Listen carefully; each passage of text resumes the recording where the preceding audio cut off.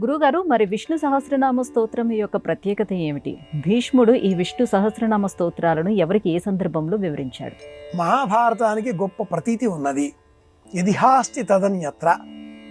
శివ సహస్రము భారతంలోనిదే, విష్ణు సహస్రము భారతంలోనిదే.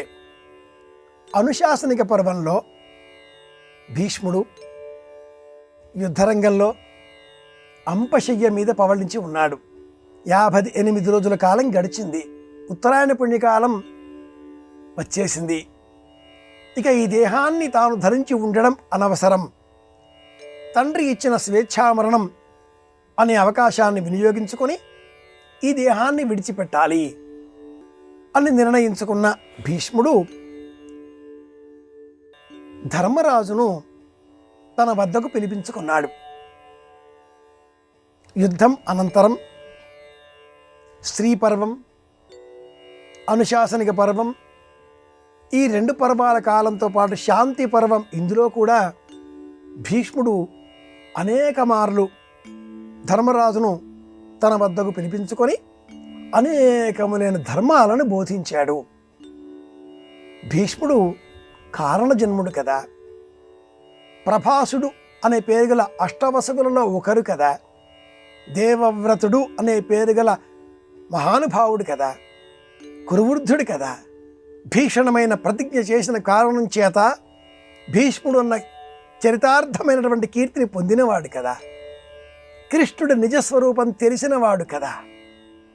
కాబట్టి యుద్ధరంగంలో కూడా కృష్ణుడిని కూడా ఎదుర్కొనేటటువంటి సమర్థత కలిగి ఉన్నప్పటికీ పరశురాముడు ఇచ్చిన అపారమైన సంపద, అస్త్ర సంపద ఉన్నప్పటికీ ఆగ్రహంతో కృష్ణుడు చక్రాన్ని ఇలా సంధించగా శరణు అని ప్రార్థించిన భీష్ముడు కదా.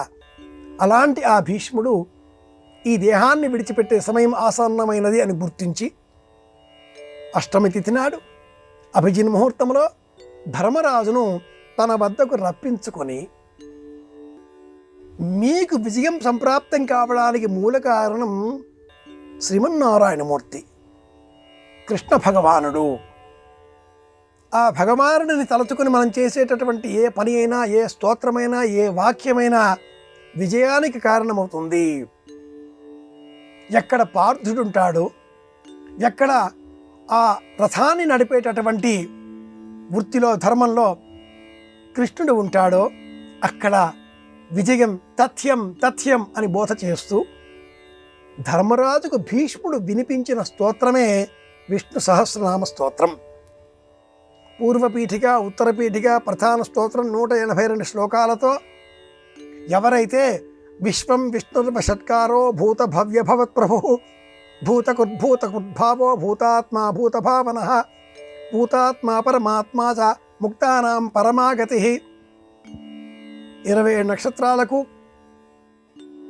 నక్షత్రానికి 4 పాదాల చొప్పున 108 అన్న సంఖ్యలో ఈ నామావళిని విభజన చేసిన ప్రాచీనులు సమస్త గ్రహదోషాలు తొలగించుకునే నిమిత్తమై ఏకాదశి నాడు విష్ణు సహస్రనామ స్తోత్రాన్ని ప్రదోష సమయం సాయంత్రం వేళ సమష్టిగా పారాయణ చేయాలి, వినాలి, తెలుసుకోవాలి అని ప్రబోధం చేశారు.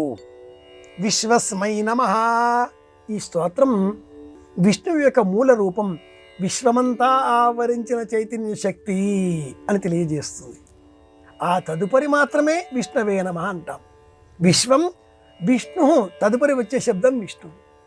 విష్ణువుకు పూర్వరూపం విశ్వమంతా ఆవరించిన ప్రాణశక్తి.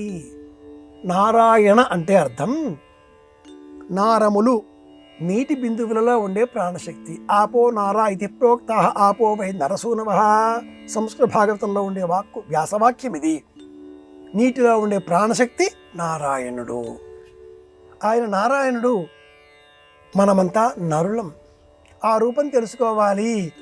నీటిని అయినా స్వీకరించి ఇందులో శక్తి ఆ విష్ణువు అని తెలుసుకొని స్తోత్రం చేయాలి.